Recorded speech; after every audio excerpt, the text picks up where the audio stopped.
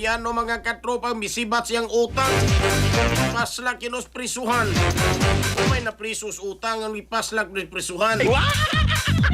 Italia sa report sa nato gini pinagi sa pagpamati ni katropa Eric Pahanono Tamaro. Live report.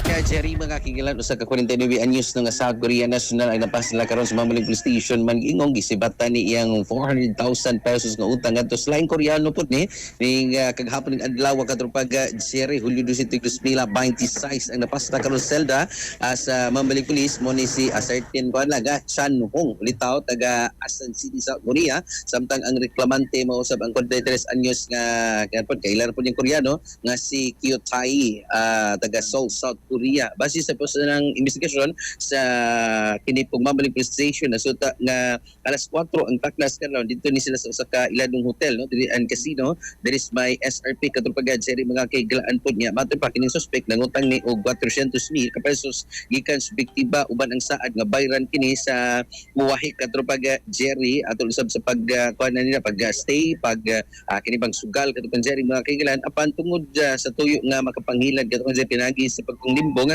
matod pa nisibat ang suspitsado katubang Jerry kani pag kining check sa kining biktima nasutang ang suspect na na-dispaktan sa International Airport mo to nga gigukod sa biktima main lang gani kay daling naka-coordinate ngadto sa PNP Aviation Security Group nga resulta sa pagkasikop sa suspect human ni agi kining sikop man ni ang suspect by citizen's arrest dito over sa Mambling Police Station diin gikaya ni og tukpag kaso katupag Jerry mga kahigalaan. So far kita pansin mo kasi sa Mambling Police Station mga katopa ning kabuntagon adlong Lunes no para kondisyon mo mga kahigalaan or di ba ka nga dugay na kamata pangapin lang mo sa atong Plasco Max makabusog tungod sa soya powder nga good for the heart mga kahigala di magpalitin yung kasing-kasing inoon i-regulate nini ang heart palpitation mga katropa.